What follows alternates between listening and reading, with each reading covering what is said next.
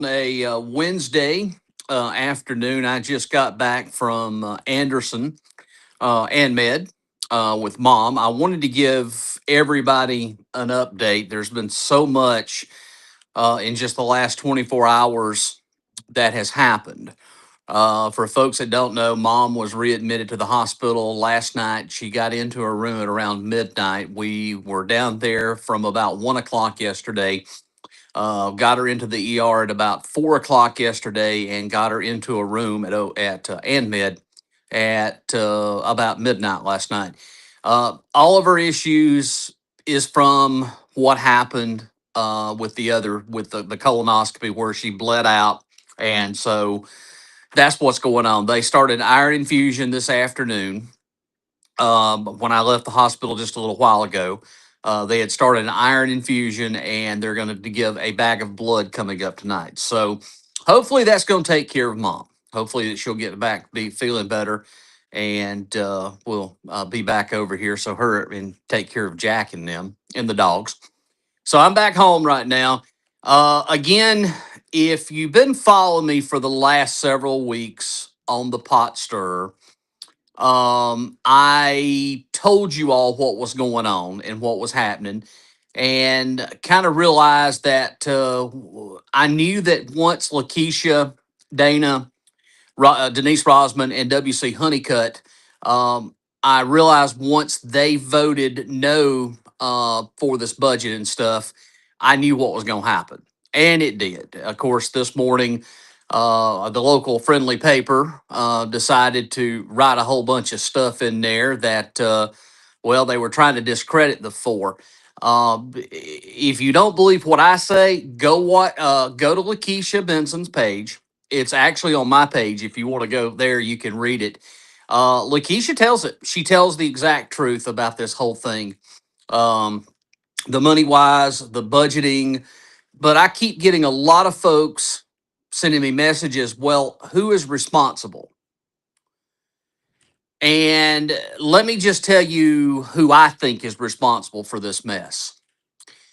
The way the city of Seneca is set up is that the mayor is in control. Mayor is responsible for all budgets. That's his job. He can delegate it to whoever he wants, but according to the way that the charter and everything is written, the mayor is responsible for bringing the budget to the city council. That's the way it's supposed to be. Now, again, you have other people that put things together. They give it to Scott. Scott presents it to the council. But in the perfect world, the budget is the person responsible for the city's budget is the mayor. He's responsible to bringing it to the city council. Then the city council votes on it. So if you're trying to put blame on anybody with the reason Seneca is in the shape it's in, you're probably going to have to go back to the previous mayor. And I hate to say it, but things are pointing that way that they knew, administration at least knew that all of this money and all this issue for the power was coming. They knew that there was going to be an increase. There should have been a minimum somewhere I've seen 4 to 5 increases in the last 5 years, but we only got two. And we were shocked come January that we got the first 4.5. So power's going up regardless. So the issue is it right for folks that are not on Seneca Light and Water? Let's say, for example, you don't have power with Seneca Light and Water. Is it fair for you all to have your water bill go up to cover the power?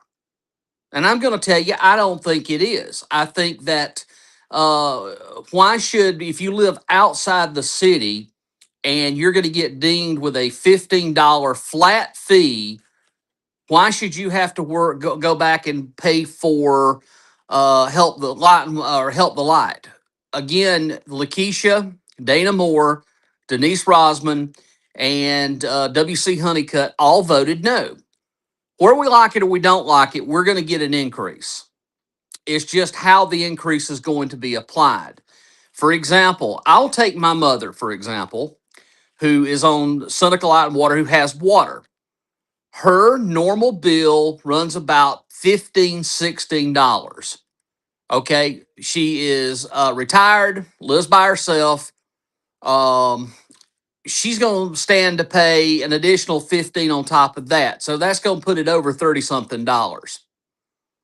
That's the problem I have with this whole thing. Why are we dinging water customers to help pay for the other? Now, the sewer is going to go up regardless because the Joint Regional Sewer Water Authority already improved an increase. So that's going to go up, period. The whole thing is a sham. Again, the city knew that the power was going to increase, but really honestly failed to do anything about it. So can you point the finger at Ronnie O'Kelly? Well, not necessarily. You can't point it at him. Again, I hate to say this, but if the truth be told, this is Dan. Dan Alexander was the mayor during all of this time. And again, it seemed like it just got kicked down. I don't know if it was because they were scared of elections, didn't want to do anything. I don't know. I don't have the answer or the reasons why it was done the way it was done. So we're having to play catch up, but we're having to play catch up at the expense of the city taxpayers. And again, just take a look at the people that pay property taxes. We know that that's going up 2.3 mils. So you're already increasing property taxes. Okay, Seneca Light and Water should be run as a separate entity, which it is. It's supposed to be. But here's where the kicker comes in. How many times have you had to take money out of Light and Water and put over into the general fund? They knew it. They were going up. They completely knew everything. They knew that they were going up in this, but they failed to do so. But you're taking money, you're robbing Peter to pay Paul. And that's exactly as Lakeisha in her post on her Facebook page said, you're robbing Peter to pay Paul. We figured out that it was roughly a little over $5 million. Again, it doesn't take a brilliant. I did graduate from Seneca, and I have looked at the numbers. I've even looked at them and asked the questions. I got some great answers from certain council members. That's including Lakeisha. I've got the information from Dana. I've looked at all of it across the board. It's just how much money that we're going to continually rob Peter to pay Paul. And there's one other thing too I want to mention in what Lakeisha posted. And if you know, you know. And I don't have to harp on this.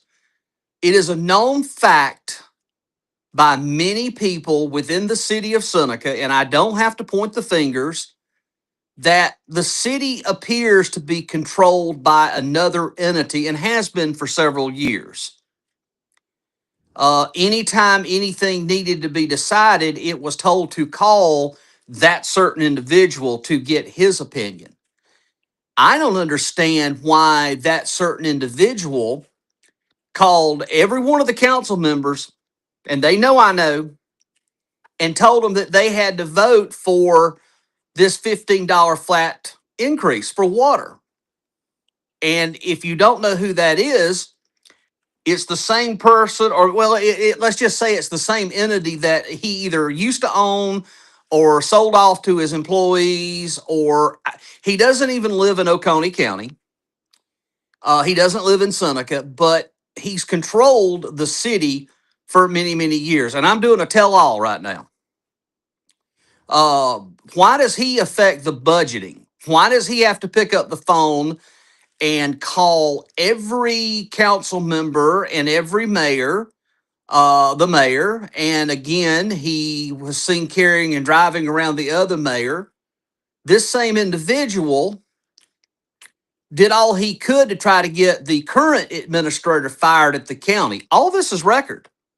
All you've got to do is go back and do your homework and do your research, because the county was trying to force our current, the county was trying,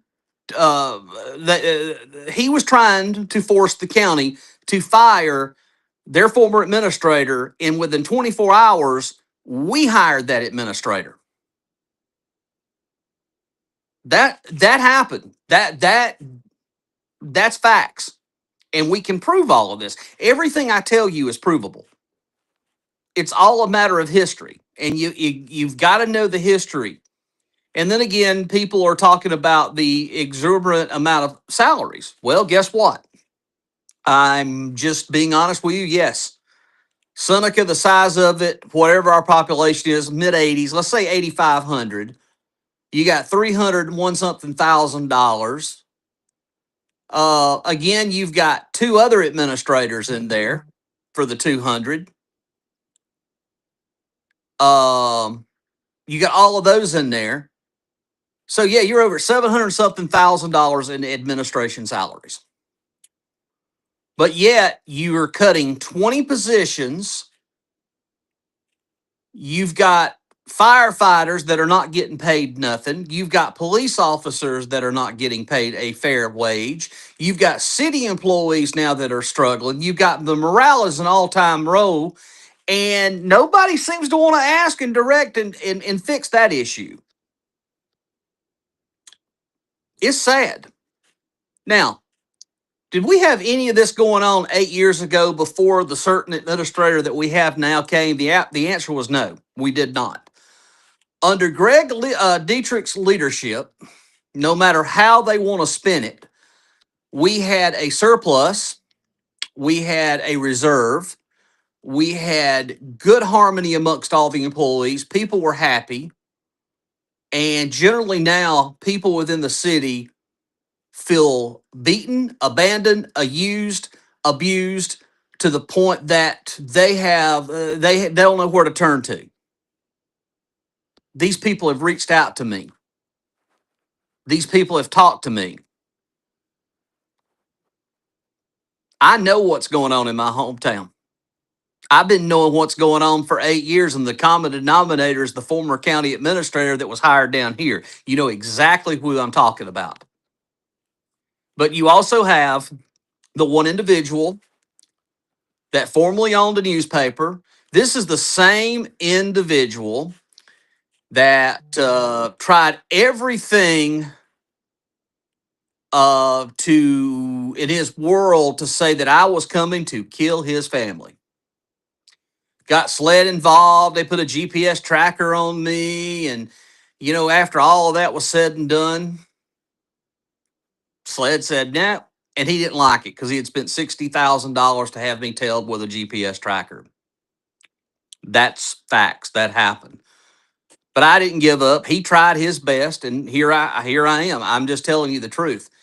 Do I have any stake in all of this? No, but I do have a stake in my how much I'm willing to pay as a citizen and as a city resident. You know, I get it. Things are going up. And I understand that, yes, we may have to pay a little bit more, but why do I have to pay a little bit more for certain people's stupidity? Why should I be the one held responsible to pay for a gross misappropriation of all sorts of monies? I know what I'm talking about there. I'm well aware of certain people being fired in the city and what happened, but yet they were told it was okay. In reality, it wasn't okay, but yet they lost their job because of it. I know what I'm talking about. But we have the common denominator, the one person that still picks up the phone and tells the need if they don't vote a certain way on something that he's going to blast them in the newspaper. And what happened this morning was a total hit piece. You want to talk about hit pieces? That was instead of talking about the issues, it was just like they're trying to raise up 40%. No, they're not. No, they're trying to get the best deal possible to save it. And again, your four council people that held the ground in all of this was Lakeisha Benson, Dana Moore, W.C. Honeycutt, and Denise Rosman. I want you to remember that because June 30th is the big vote. And if you ever remotely care about Seneca, it would be in your best interest to show up and at least tell them how you feel. Because if you don't, This is just the first of many increases that's coming. There's going to be more increases because we're having to pay, instead of doing what should have been done, we're having to pay for the sins and of previous administrators and other things. Now, I also want to make mention, if you read Lakeisha, she tells it all. Lakeisha, in her public post on Facebook, verifies everything I said about a third party. I'm just giving you the heads up of who that third party is. So when it comes right down to it, we've been told, and as a matter of record, that there was another budget that was presented. So from the time that the other budget, select council members saw a different budget than the one that was presented about 3 weeks ago, a total different budget. So your budget person and your finance, Danielle, and well, Josh Ritchie's, he's your second in command. They had to come up and put together a whole complete different budget because of that one person. The one person. They had to come up and put a whole complete budget together because of that one person, because they were told to by that one person. So again, I can't hold them responsible. I think they tried to do their job, but probably couldn't. So again, you're not hearing too much of me about complaining about Josh and Danielle, because I think they're a victim in all this. But I will tell you this: I've known Dana Moore a long, long time, and Dana Moore and I, occasionally we've been on opposite sides about certain things. But I'll tell you what, Dana Moore's never lied, and I'll tell you another thing: Lakeisha, she's never lied. Keisha does have the best interest. Dana right now has the best interest.